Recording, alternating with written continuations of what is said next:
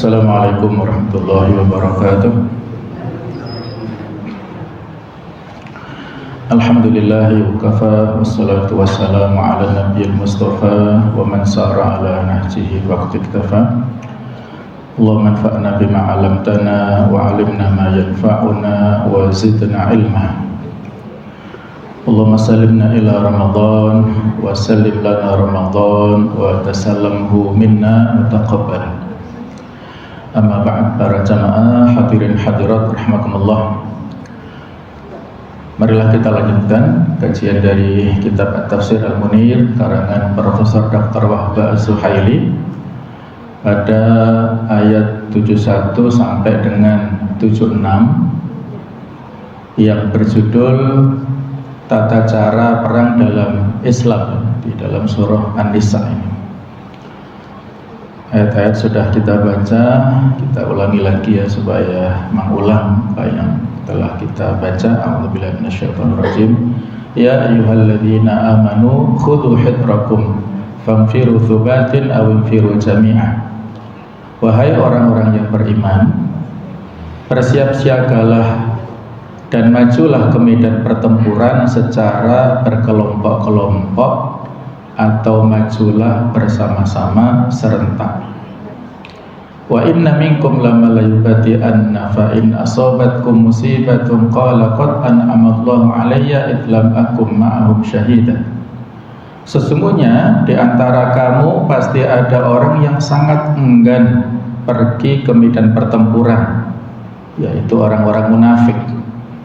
Jika kamu ditimpa musibah, dia berkata, sungguh Allah telah menganugerahkan nikmat kepadaku karena aku tidak ikut berperang bersama mereka ya.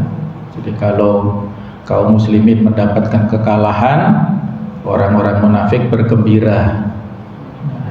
Dan juga kebalikannya, wala in asabakum fadlun minallahi la yaqulanna ka'allam takum bainakum wa bainahum mawaddah.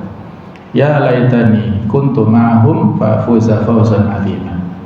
Sungguh jika kamu mendapat karunia atau kemenangan dari Allah, mendapat ghanimah dalam peperangan kaum muslimin, maka orang-orang munafik ini berkata, tentulah dia mengatakan seakan-akan belum pernah ada hubungan kasih sayang antara kamu dengan dia. Aduhai, sekiranya aku dahulu bersama mereka, tentu aku akan memperoleh kemenangan yang agung pula. Falyuqatil fi sabilillahi alladhina yashruna al-hayata dunya bil akhirah wa may yuqatil fi sabilillahi fayuqtal aw yaghlib fasawfa nu'tihi ajran 'azima. Oleh karena itu, hendaklah orang-orang yang membeli kehidupan dunia dengan kehidupan akhirat berperang di jalan Allah. Siapa yang berperang di jalan Allah dan gugur atau memperoleh kemenangan, niscaya kelak kami menganugerahkan kepadanya pahala yang sangat besar. Wa ma lakum la tuqatiluna fi sabilillah wal mustad'afina minar rijali wan nisa' wal wildani alladziina yaquluna rabbana akhrijna min hadhihi al-qaryati adh-dhalimi ahluha waj'al lana min ladunka waliyya waj'al lana min ladunka nasira. Mengapa kamu tidak berperang di jalan Allah dan membela orang-orang yang lemah dari kalangan laki-laki, perempuan, dan anak-anak yang berdoa, wahai Tuhan kami, keluarkanlah kami dari negeri ini, yaitu Mekah, yang penduduknya zalim, berilah kami pelindung dari sisimu, dan berilah kami penolong dari sisimu. Alladzina amanu yuqatiluna fi sabilillah walladzina kafaru yuqatiluna fi sabilit taghut faqatilu awliya asy-syaitan inna kaida asy-syaitani kana dha'ifa. Orang-orang yang beriman berperang di jalan Allah dan orang-orang yang kufur berperang di jalan taghut, yaitu segala sesembahan selain Allah, baik berupa patung-patung, berhala atau manusia, ya, dukun dan sebagainya. Perangilah kawan-kawan setan itu, sesungguhnya tipu daya setan itu lemah. Nah, ini yang ayat-ayat yang sudah kita baca ya pada pertemuan sebelumnya, dan ada penafsiran serta sebagian ya dari penjelasan ayat-ayat ini ya. Kalau misalnya ada yang bertanya tentang ayat ke-76 ini misalnya, tentang perintah untuk berperang, alladzina amanu yuqatiluna fi sabilillah, atau ayat yang sebelumnya falyuqatil fi sabilillah, hendaklah berperang di jalan Allah, ayat ke-74 ini. Nah, perang atau jihad ini jemaah sekalian secara umum ada dua hukumnya. Yang pertama adalah fardhu kifayah yang dibebankan kepada sebagian kaum muslimin apabila diperintah oleh pimpinan. Dalam hal itu pada waktu itu ada Rasulullah secara langsung. Fardhu kifayah, kalau sebagian sudah keluar berangkat maka gugur atas bagian yang lain.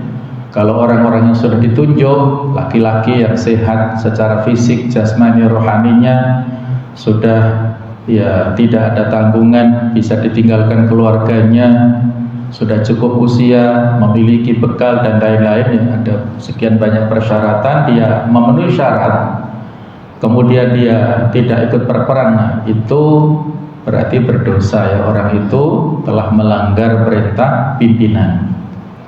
Nah, yang kedua adalah hukumnya fardhu ain, dibebankan kepada setiap individu, semua muslimin. Ketika negara kaum muslimin diperangi saat itu, dimasuki oleh orang-orang kafir yang menjajah atau menjarah negeri kaum muslimin, maka saat itu siapapun wajib mempertahankan dirinya. Apakah laki-laki, bahkan perempuan, anak-anak, dewasa, itu harus berbau atau ta'awun ya dalam rangka mempertahankan tanah airnya. Nah, Allahu a'lam apakah saat itu ada tanggal 22 Oktober ya 1945 ya, ada resolusi jihad yang dicanangkan oleh Hadratus Syekh Muhammad Hashim Asy'ari ya. Barangkali mengkiaskan pada posisi yang kedua ini, ketika ada pasukan Belanda yang ingin kembali menjajah negeri Indonesia lewat Surabaya, sehingga dicetuskan resolusi jihad, siapapun berhak untuk atau diharuskan melawan pasukan penjajah itu. Allahu a'lam apakah dikiaskan ini atau tidak, Allahu a'lam. Jadi kita kembali ke sini ya, dan yang ingin saya titik tekankan di sini, kalau ada pertanyaan apakah memang seperti itu ya Islam disebarkan dengan kekerasan ya. Tadi kan ada jihad secara ofensif ya. Kalau yang fardhu kifayah tadi jihad secara defensif, membela diri. Tapi kalau ofensif ya, ofensif ini yang fardhu kifayah, yang defensif ini yang fardhu ain ya, yang membela diri ini. Nah, yang ofensif memberikan ekspansi. Nah, apakah memang seperti itu? Islam disebarkan dengan peperangan ya, bukankah dulu pernah kita kaji pada awal-awal dulu surah Al-Baqarah 256, la ikraha fiddin, tidak ada paksaan dalam hal agama. Nah, ini kok disuruh perang?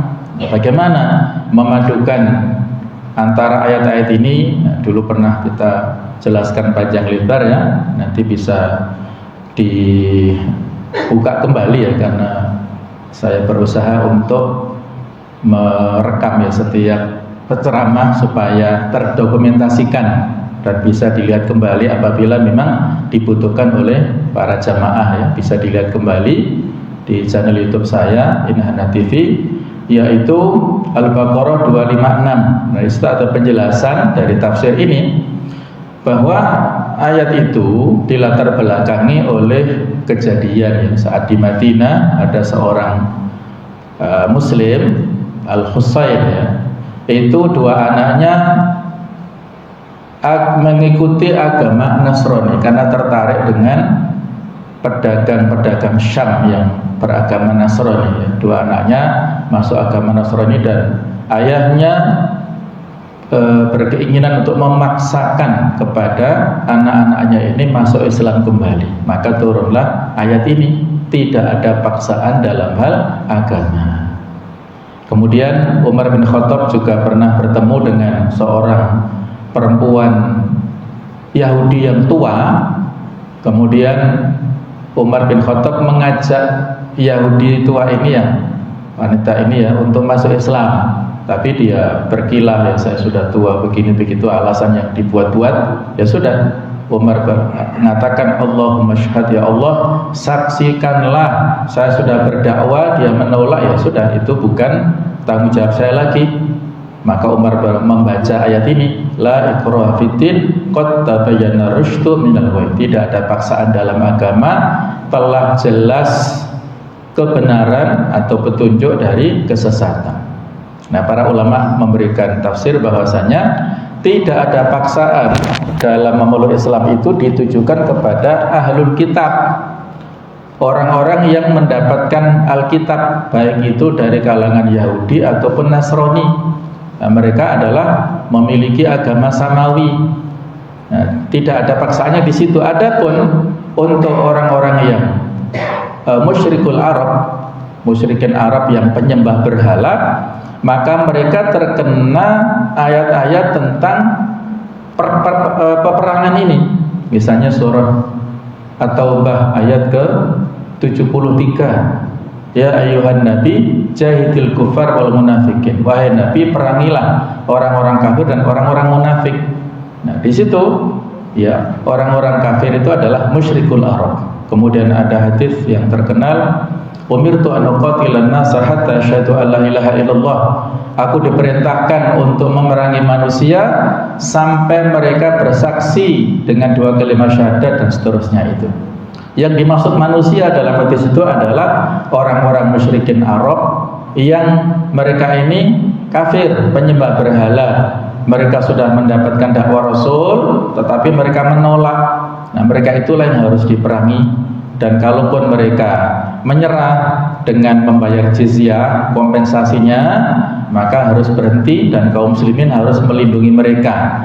Yang mereka itu akhirnya disebut kafir yang mu'ahad. Jadi ada 3 jenis kafir. Ada kafir dhimmi yang berada di naungan negara Islam, mereka harus terlindungi, ya, tidak boleh diganggu. Yang kedua ada kafir mu'ahad, mereka yang ada di negara lain yang terikat perjanjian dengan negara Islam, mereka juga wajib membayar upeti, jizyah. Dan yang ketiga yaitu kafir yang muharib atau kafir harbi, kafir yang memusuhi kepada kaum muslimin. Nah, inilah yang terkena khitab atau redaksi yang di ayat-ayat tentang masalah peperangan ini. Nah, itulah mudah-mudahan bisa meluruskan wacana dari beberapa syubhat, ya, dari orang-orang yang tidak suka dengan Islam dan kaum muslimin, yang menyebarluaskan propaganda bahwa Islam tersebar dengan perang, dengan pedang, dengan kekerasan dan lain-lain. Justru sebaliknya, Islam ini tersebar dengan kedamaian. Tidak ada, ya, ceritanya kaum muslimin melakukan kezaliman, ya. Kalau kezaliman itu ya merupakan balasan dari kezaliman dari agama lain. Tidak ada kaum muslimin yang melakukan kezaliman. Setiap kali penaklukan yang dilakukan oleh tentara-tentara kaum muslimin, maka hasil dampaknya itu adalah di sana ada kedamaian. Ketika Umar bin Khattab lewat para pasukannya di bawah pimpinan Abu Ubaidah dan juga Khalid bin Walid dalam perang Yarmuk berhasil menaklukkan Syam atau Baitul Maqdis, Palestina, maka di situ setelah itu tidak ada yang namanya kekacauan, ya. Bahkan ketika saat itu uskup, kepala para pendeta di sana, ya, akan menyerahkan gereja dan memanggil khusus Khalifah Umar supaya datang dari Madinah, datang ke Baitul Maqdis untuk serah terima. Khalifah Umar datang dan ketika diminta untuk melaksanakan sholat di gereja itu tidak mau. tidak mau menerima gereja ini, tidak mau diambil alih oleh kaum muslimin. Umar malah minta tanah sedikit saja di samping gereja untuk didirikan masjid, dan orang-orang Kristiani dipersilahkan untuk beribadah sesuai dengan keyakinannya di gereja itu. Ada orang Kristiani, ada orang Yahudi di sinagognya, mereka silakan beribadah sesuai keyakinannya. Ada kaum muslimin di Masjidil Aqsa beribadah, sholat di sana. Mereka hidup rukun di bawah naungan Daulah Islamiyah. Tiba-tiba saja pada tahun 48 ya, ada penyerbuan dari Israel itu dan seterusnya, sampai saat ini nggak berhenti-berhenti. Nah, itulah ya kisah bagaimana toleransi umat Islam yang tidak perlu diragukan lagi. Kita lanjutkan jemaah sekalian tentang penjelasan dari ayat-ayat ini. Allah Ta'ala berfirman, alladzina amanu yuqatiluna fi sabilillah. Allah membuat perbandingan antara tujuan peperangan yang dilakukan oleh kaum muslimin dengan tujuan peperangan yang dilakukan oleh kaum musyrikin. Tujuan orang-orang beriman melakukan perang adalah untuk menegakkan kalimatullah, agama Allah, yaitu kebenaran, tauhid, keadilan dan berbuat baik kepada rakyat, bukannya untuk menjajah, mengeksploitasi, melanggar aturan, melakukan kezaliman dan merampas harta seperti yang terjadi sekarang ini, bukan. Jadi Islam disebar luaskan dalam rangka untuk i'la'u kalimatillah, karena sebenarnya bumi ini adalah milik Allah Ta'ala. Maka kewajiban manusia menyembah kepada Khaliqnya, kepada Allah. Bagi yang tidak mau menyembah kepada Allah, berarti dia telah melakukan pelanggaran, dan itulah kewajiban kita untuk mendakwai mereka. Kalau ada yang berdalil, kembali lagi kepada syubhat ya, kan ada ayatnya, lakum dinukum waliyadin. Ini ya perlu dijelaskan panjang lebar lagi. Ayat lakum dinukum waliyadin itu pada konteks apa? Itu ayat yang diturunkan pada fase Mekah, pada awal-awal yang saat itu ada negosiasi ya, secara latar belakang turunnya ya dari tokoh-tokoh Quraisy. Mereka memberikan tawaran kepada Rasulullah dengan tawaran yang bermacam-macam. Ketika mereka gagal melakukan negosiasi secara baik-baik diplomatis ya, mereka mengirimkan tokoh yang sangat disegani, yang ahli dalam bidang sihir, dalam bidang perdukunan, dalam bidang syair dan macam-macam, yang bernama Uqbah bin Rabi'ah, dikirim untuk menemui Rasulullah, menawarkan negosiasi, wahai Muhammad, kalau kamu ingin menjadi raja di antara kami, kami angkat kamu sebagai raja yang keputusan akhir semua masalah ada di tanganmu. Kalau kamu ingin menikah, kami akan mencari 10 wanita tercantik di antara kami nikahkan kamu dengan mereka. Kalau kamu ingin harta, kami kumpulkan harta di antara kami supaya kamu menjadi orang yang terkaya di antara kami. Panjang lebar ya. Nabi tidak bergeming dan membacakan ayat-ayat Al-Quran, dan akhirnya ya pada saat beliau sujud, ya sujud tilawah, itu dia hanya terbengong dan pulang kepada circle-nya, kepada orang-orang Quraisy dengan wajah yang berbeda dari yang sebelumnya. Sudah menyerah dia dan mengatakan jangan ganggu Muhammad. Jadi dia sudah tidak bisa berkata-kata lagi ya dengan mukjizat Al-Quran. Nah, kemudian tahap berikutnya ada tawaran dari mereka untuk negosiasi dalam bab akidah. Mereka menawarkan bagaimana kalau kami mengibadahi, menyembah Tuhanmu 1 hari, ada riwayat mengatakan 1 tahun, dan nanti kebalikannya kamu menyembah Tuhan kami 1 hari atau 1 tahun, riwayatnya berbeda-beda. Nah, maka turunlah ayat atau surah Al-Kafirun yang akhir ayatnya lakum dinukum waliyadin. Itu konteksnya ya. Jadi pada saat itu sudah tidak ada lagi yang namanya toleransi ya dalam hal akidah. Kalian punya keyakinan, kami punya keyakinan, silahkan. Nah, jadi itu tidak menafikan kewajiban jihad yang ayat-ayatnya itu ada pada fase Madinah.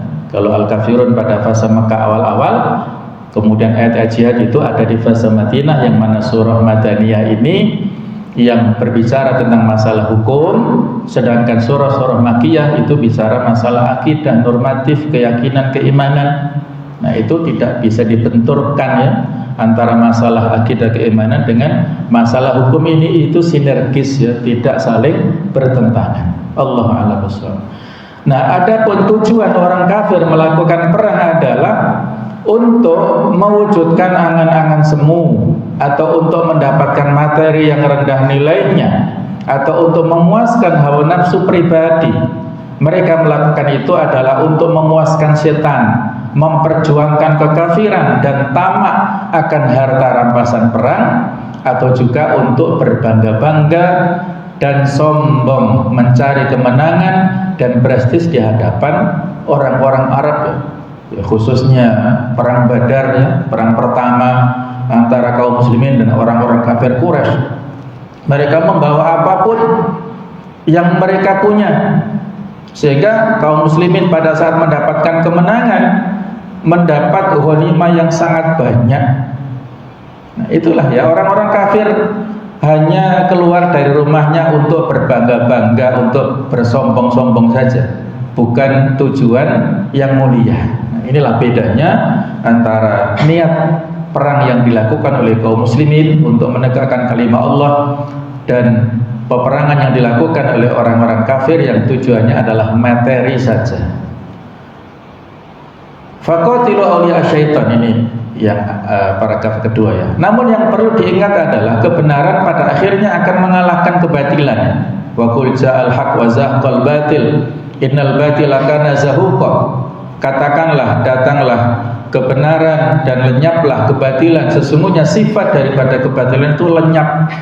Kalau datang kebenaran, mohon maaf ya, kalau datang kebenaran, kebatilan lenyap. Tapi kalau kebatilan nggak datang-datang ya, kebatilan itu eksis terus ya. Mereka tidak mau minggir ketika kebenaran tidak muncul, karena kebenaran adalah suatu kekuatan yang kukuh. Para pejuang pembela kebenaran mempunyai semangat tinggi dan tekad yang kuat. Kebatilan adalah suatu kelemahan, dan para pejuang pembela kebatilan lemah semangatnya dan penakut. Mereka berperang hanya untuk, kalau mereka saat ini ya, hanya untuk mendapatkan gaji saja, untuk mendapatkan imbalan. Sementara kaum muslimin sejak dulu sampai kapanpun mereka berperang adalah untuk mencari syahid. Itu yang susah untuk bisa ditiru oleh orang-orang kafir. Memerangi orang yang justru ingin meninggal di medan perang itu sulit. Justru mereka memiliki kekuatan yang luar biasa. Kebenaran akan selalu mengungguli kebatilan. Tidak akan ada yang mengalahkan kebenaran. Oleh sebab itu, dalam rangkaian ayat di atas, Allah memerintahkan kaum beriman untuk berjihad, yaitu dalam firman-Nya, faqatilu awliya syaitan. Wahai orang beriman, perangilah para pembela setan. Mereka telah dibisiki dan disesatkan oleh setan sehingga menganggap bahwa melakukan kezaliman dan kehancuran adalah bentuk kemuliaan dan kehormatan. Janganlah kalian terkecoh dengan kekuatan, jumlah dan senjata mereka. Itulah ideologi orang-orang kafir itu ya. Wala yazuluna yuqatilunakum hatta yaruddukum an dinikum in istata'u. Mereka akan selalu memerangi kalian sehingga mereka itu menjadikan kalian murtad dari agama Islam kalau mereka mampu. Tapi insya Allah mereka nggak mampu ya. Jadi mereka terus menerus memerangi kaum muslimin ya. Kalau dulu mereka dengan perang secara fisik, kalau sekarang ya masih ada tersisa perang fisik, masih ada juga yang utama, yang banyak adalah perang secara non fisik. Perang fisik ya kalau di Palestina secara panjang. Kalau sebelumnya ada juga di Bosnia ya. Bagaimana dulu tahun 90-an kaum muslimin banyak yang dibunuh di Bosnia oleh tetangganya orang-orang Serbia itu. Berapa itu? 300.000 kalau tidak salah korbannya dari kaum muslimin. Itulah karena mereka punya ideologi kalau menghabisi nyawa orang muslim itu dianggap ibadah versi mereka, ya. Itulah keyakinan yang didoktrinkan oleh orang-orang kafir kepada anak-anaknya sampai sekarang, terutama di Palestina itu. Anak orang Yahudi dan anak-anaknya bencinya luar biasa kepada kaum muslimin Palestina karena ada doktrin yang salah seperti itu. Sesungguhnya tipu daya dan bisikan setan adalah lemah, dan bisikan itu tidak akan mempengaruhi orang-orang yang mempunyai akal yang matang. Ketahuilah bahwa yang menolong dan mengatur urusan kalian adalah Allah, dan tentara-tentara Allah lah yang akan mendapat kemenangan, dan tentara-tentara Allah lah yang akan mendapat kebahagiaan. Jadi hasil akhir, ya, kalau kita melihat konstelasi di Palestina sekarang, maka dengan kacamata iman, insya Allah hasil akhir itu akan dimenangkan oleh Palestina. Sekarang masih episode-episode yang belum final, ya, masih terus berlanjut, dan rupanya ada dilematis, ya, dari pemerintah Indonesia. Pak Prabowo sudah menandatangani ikut timnya perdamaiannya Trump ini, dikritisi oleh para pakar, ya, kena jebakan Allah alam, ya, sejauh mana. Mudah-mudahan kita sebenarnya dilindungi oleh Allah Ta'ala, ya, tidak terkena jebakan-jebakan yang mematikan, justru menjadi perangkap kita sendiri, ya. Tujuannya baik tetapi nggak tahu di balik itu ada apa, ada misi apa. Apakah Trump di sini memposisikan sebagai presiden Amerika ataukah dia sebagai pribadi? Nah, kalau pribadi kan walaupun dia lengser jadi presiden, tetap menjadi kepala di sana. Nah, ini masalah, ya, yang perlu untuk dicermati dan perlu waspada, hati-hati. Berikutnya tentang fikih kehidupan atau hukum-hukum. Rangkaian ayat di atas menerangkan tentang sikap tegas kaum muslimin dalam masalah hubungan luar negeri, terutama sewaktu terjadi perang. Yaitu pertama, rangkaian ayat tersebut ditujukan kepada kaum mukminin umat Nabi Muhammad SAW yang ikhlas, supaya mereka selalu siap menghadapi peperangan dan selalu waspada. Tidak boleh santai-santai saja, harus memiliki kewaspadaan. Khudhu hidrakum.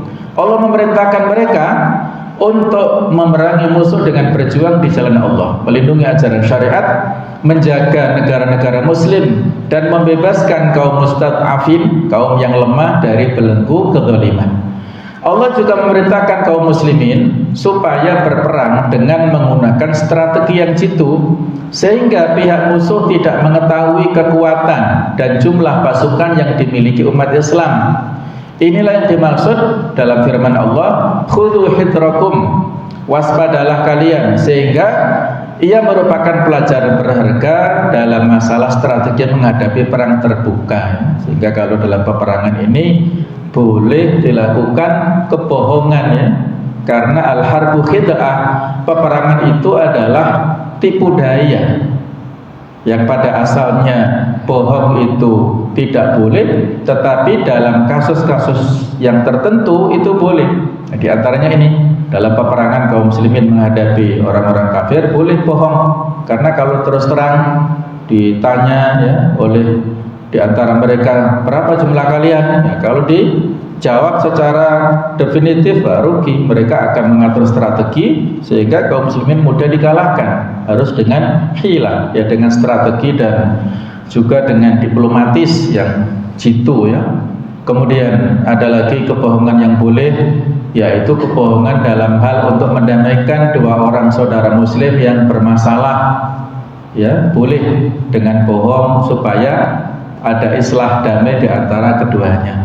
Kemudian yang berikutnya bohong suami istri, ya, kalau ada pelayanan yang kurang baik, ya, dari istrinya, maka suami menyampaikan dengan tidak sesuai fakta boleh, ya, tetapi ya jangan menggunakan poin ini untuk melakukan tipu daya ya. Misalnya ya tahulah ya dunia laki-laki seperti apa ya. Ada kepentingan-kepentingan tertentu ya yang itu sesuai dengan tabiat laki-lakinya ya, barangkali puber kedua atau apa ya. Terus ditanya istrinya, dijawab dengan yang bohong-bohong. Nah ini tidak pada tempatnya ya. Jadi bohong kepada istri itu dalam hal untuk bisa menjaga perasaan dan menyenangkan istrinya, bukan dalam rangka melegalisasi kemaksiatan. Nah, itu perlu untuk diperhatikan. Berikutnya, bersikap waspada bukan berarti menafikan sikap tawakal kepada Allah. Bahkan waspada merupakan inti dari tawakal. Mana tawakal sebenarnya bukanlah dengan cara meninggalkan sebab. Tawakal yang sebenarnya adalah dengan cara percaya kepada Allah, yakin bahwa keputusannya pasti terjadi, dan juga dengan mengikuti sunnah Nabi dalam mengambil sebab atau perantara seperti makan, minum, waspada terhadap musuh, menyiapkan senjata, dan juga mempertimbangkan sunnatullah yang biasa berlaku. Imam Sahal berkata, barang siapa mengatakan bahwa tawakal adalah dengan cara meninggalkan sebab, dia telah merusak sunnah Rasulullah. Karena dalam Al-Quran Allah berfirman, wa kulu mimma ghanimtum, maka makanlah dari sebagian rampasan perang yang telah kamu ambil, halalan thayyiban, sebagai makanan yang halal lagi baik. Al-Anfal 69 ya. Nah, disebutkan dalam penjelasannya bahwa di antara makna al-ghanimah adalah iktisab, yaitu bekerja. Selain itu Allah juga berfirman, maka penggalah kepala mereka dan pancunglah tiap-tiap ujung jari mereka. Al-Anfal 12. Ini juga tidak bisa kita langsung tangkap secara harfiah atau tekstual ya, harus dilihat dulu peruntutan ayatnya. Itu semua dilakukan dengan satu usaha atau kerja. Nabi juga bersabda, innallaha yuhibbul 'abdal mu'minal muhtarif, sesungguhnya Allah mencintai hamba mukmin yang bekerja. Jadi perang itu juga bekerja ya. Ada seorang sahabat Rasulullah yang termasuk di antara 10 sahabat yang diberikan berita gembira masuk surga tanpa hisab, yaitu Zubair bin Awam, menantunya Abu Bakar ya, suami daripada Asma binti Abi Bakar, walaupun pada akhirnya mereka bercerai.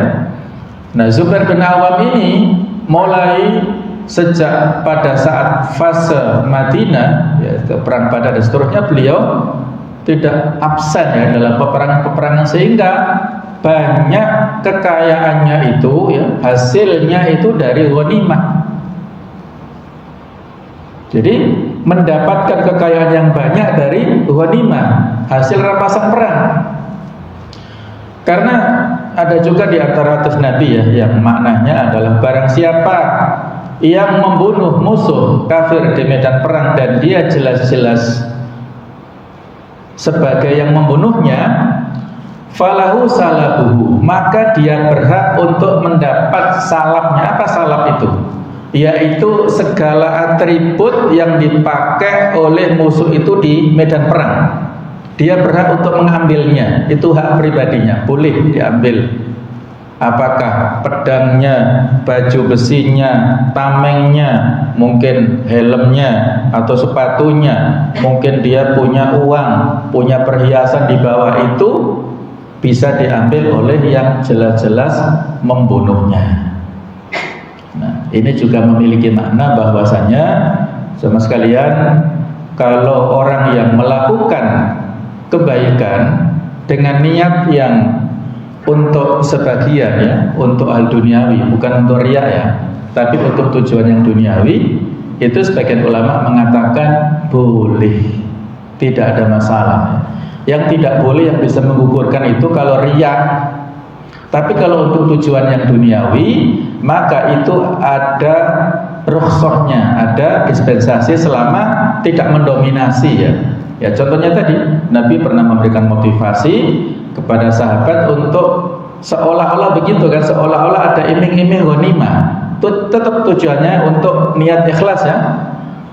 Kalau ada hadis yang mengatakan 3 orang yang nanti diadili di akhirat, salah satunya orang mati syahid, diseret dilemparkan ke neraka, itu memang murni untuk riya, tujuan bukan untuk lillahi ta'ala, tapi untuk tujuan mendapatkan pujian sebagai pahlawan, sebagai pemberani, ya itu memang tertolak. Riya itu memang menghapus amal yang bersangkutan. Tapi kalau tujuannya untuk selain riya, ini yang menjadi pembahasannya itu tadi, maka ada rukhsah, ada peluang di situ. Nabi SAW pernah dalam suatu saat beliau mengimami, beliau ingin memanjangkan bacaan dalam sholatnya, tetapi pada saat mendengar bayi yang menangis, beliau batalkan niat itu, bacaannya diperpendek supaya ya di samping mengganggu kekhusyukan, ya kalau bayinya nangis jamaah nggak khusyuk semua, juga terutama ibunya kasihan kalau sholatnya diperpanjang, maka beliau memperpendek bacaan. Sholat itu yang dilakukan beliau niat ikhlas lillahi ta'ala, sedangkan memperpendek bacaan kan ada motif duniawi, kan nggak masalah, boleh yang seperti itu. Ketika Nabi mendapatkan ada seorang sahabat yang ketinggalan dari makmum, dari sholat jamaah, kemudian akan sholat sendiri, nggak ada temannya, maka disuruh siapa yang mau bersedekah dengan temannya itu, maka temanilah berjamaah. Nah, dia menemani itu untuk sholat, ikhlasnya tetap terjaga, dan niat sedekah menemani supaya kawannya mendapatkan nilai jamaah itu sedekah hablum minan nas, boleh. Kita silaturahim misalnya untuk mendapatkan umur yang panjang, rezeki yang luas, itu juga boleh. Nah, jadi harus dibedakan dalam hal ini antara yang riya dengan yang selainnya. Nah, kalau selainnya masih ada peluang-peluang, kita berangkat ke masjid, nanti sambil pulang mampir belikan makan untuk keluarga, boleh. Bukan berarti nggak ikhlas, berarti tujuan ke masjidnya tidak ikhlas. Bukan begitu, tetap ikhlas, tetapi sambil pulang dari masjid mampir ke warung, boleh nggak? Itu sudah terpisah, amaliyahnya sudah terpisah. Sholat itu sudah diawali dari niat, kemudian takbir ihram dan sampai salam sudah selesai, sudah ikhlas. Kalau pulang, nah ini silakan mau mampir ke warung atau mau apa silakan. Nah, itulah penjelasan tentang masalah, sedikit tentang masalah fikih niat. Walaupun di sini nanti ada penjelasannya, orang yang mendapatkan imbalan berupa ghanimah itu ada kekurangannya, jadi lebih dikurangi pahalanya. Nanti ada penjelasannya dalam hadis. Para sahabat Nabi juga memberi pinjaman kepada tentara-tentara pilihan dalam syariah. Ayat ini juga tidak dapat dijadikan dalil bahwa sikap waspada bertentangan dengan kodrat Allah, atau sikap waspada dapat menghalangi kodrat Allah. Kita semua dituntut untuk tidak menjatuhkan diri ke dalam kehancuran.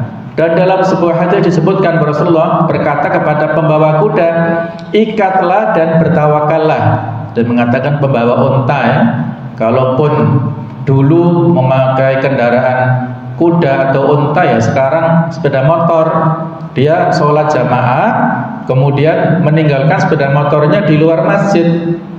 Sudah kamu kunci? Belum. Kuncinya sudah diambil? Belum. Nah, itu mempersilahkan pencuri untuk mengambil. Harus diambil, diamankan dulu, baru bertawakal. Kalau memang hilang, ya sudah, itu takdir Allah. Qadarallahu ma syaa fa'ala. Insyaallah ada pengganti yang lebih baik dari yang hilang. Jadi harus usaha dulu baru tawakal. Kodrat akan terjadi berdasar kehendak Allah, dan Allah akan melakukan sesuatu sesuai dengan kehendaknya. Selain itu, sikap waspada juga termasuk kodrat sebagaimana yang telah disebutkan sebelumnya. Kemudian ada perintah dalam ayat 71, fanfiru thubatin anfiru jami'ah. Poin kedua, ayat ini menerangkan salah satu kaidah atau strategi perang, yaitu apabila seorang pemimpin telah meminta untuk berperang, maka hendaknya kaum muslimin segera bangkit memerangi musuh, baik secara bergelombang, kelompok per kelompok maupun sekaligus menjadi satu kekuatan yang besar. Semuanya disesuaikan dengan perhitungan yang terbaik menurut panglima perang, yaitu dengan mempertimbangkan keadaan musuh, persiapan dan senjata mereka, serta perkembangan situasi perang ya. Ketika di perang Qadisiyah kaum muslimin agak terdesak ya, maka ada pasukan dari Syam yang dari perang Yarmouk tadi dikirim untuk menambah bala bantuan di perang Qadisiyah melawan Persia itu. Nah, seperti itu kondisional. Masing-masing sesuai dengan keberadaan musuh. Nah, kemudian ayat berikutnya ya, poin ketiga, ayat 72 ini menerangkan bahwa di kalangan umat Islam setiap zaman pasti ada sekelompok orang yang malas berperang, yaitu orang-orang munafik. Mereka tidak mau berperang dan menghalangi orang lain ikut berperang. Mereka berada di dalam kelompok kaum muslimin sendiri, dan secara lahiriah mereka menampakkan keimanan dan keikhlasan dalam memeluk agama Islam dan dalam bergabung dengan umat Islam. Mereka adalah kelompok yang pelin-pelan. Apabila kaum muslimin mendapatkan kemenangan dan memperoleh banyak harta rampasan perang, mereka akan berkata, kalaulah kami ikut bersama mereka dan mendapat kemenangan yang besar. Seolah-olah mereka tidak ada ikatan dan hubungan kasih sayang dengan umat Islam, dan seolah mereka tidak wajib berjihad. Namun apabila umat Islam mengalami kekalahan, mereka bersuka cita, dan Allah telah memberi anugerah kepadaku karena aku tidak ikut berperang bersama mereka ya. Dalam perang Tabuk jemaah sekalian ya, perang yang sangat susah. Kalau memang kaum muslimin yang tidak ada udzur dan tidak ikut perang, ya mereka diikop, disanksi Allah Ta'ala. Ada 3 orang yang tidak ikut perang tanpa alasan ya, itu disanksi dengan dilakukan isolir ya. Tidak disapa oleh kaum muslimin ya. Di antara 3 orang yang termasuk anak muda adalah Ka'ab bin Malik. Ceritanya panjang lebar dalam hadis Riyadhus Shalihin dalam bab taubat ya. Dan tidak hanya 1-2 hari diisolasinya itu ya, tidak disapa, itu sampai 50 hari. Coba bisa kita bayangkan, mau ke pasar nggak ada yang nyapa, mau kemana, ke masjid kemana nggak ada yang nyapa. Itu 3 orang. Nah, akhirnya sampai berakhir dan mereka diterima taubatnya, disambut oleh kaum muslimin di Masjid Nabawi ya.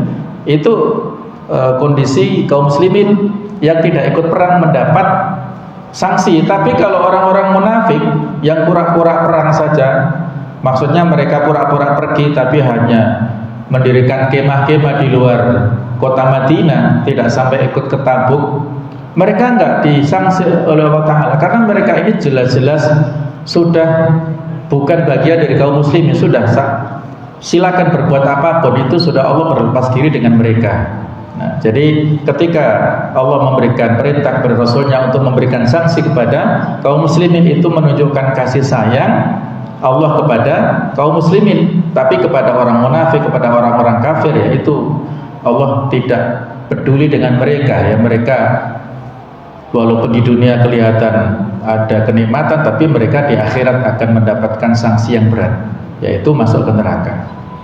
Nah, orang-orang munafik seperti ini perlu diwaspadai, terutama pada saat sekarang ini, karena mereka suka menyebarkan propaganda-propaganda yang dapat melemahkan semangat, menakut-nakuti umat Islam bahwa mereka akan mengalami kekalahan, dan mengatakan bahwa kekuatan umat Islam tidak sebanding dengan kekuatan musuh ya.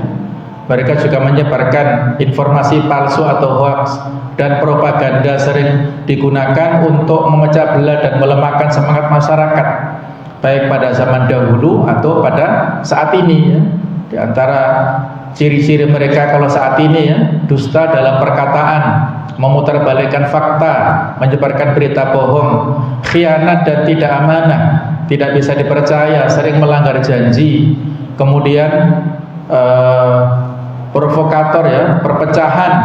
Di era digital mereka aktif menyebarkan narasi yang menimbulkan kebencian, ketakutan dan rasa tidak aman, dan mereka mencari keuntungan sesaat, mendekat saat menguntungkan, namun menusuk dari belakang saat situasi sulit ya. Mereka oportunis dan hanya untuk kepentingan sesaat saja. Ini bahaya mereka, melemahkan semangat, kemudian merusak persatuan, dan juga menyebarkan berita yang bohong. Ini cara-cara untuk menyikapi dan waspada kepada propaganda orang-orang munafik ya, dengan tabayun, verifikasi informasi, jangan langsung kita percaya dan menyebarkan informasi. Pastikan kebenaran berita, cek fakta sebelum bertindak ya. Ini di era media sosial ya, tiba-tiba saja di grup ataupun ada japri begini begitu, kita belum klarifikasi langsung disebarkan kemana-mana ya, padahal beritanya belum tentu benar ya, maka kita juga ikut berpartisipasi dalam kebohongan. Kemudian kita tingkatkan literasi digital, memahami ciri-ciri berita palsu untuk menghindari manipulasi informasi. Juga kita waspada, dalam tanda kutip, musuh dalam selimut, bersikap kritis terhadap narasi yang memecah belah, terutama dari sumber yang tidak jelas. Juga kita perkuat persatuan, tidak mudah terprovokasi oleh isu-isu yang melemahkan semangat solidaritas kaum muslimin ya.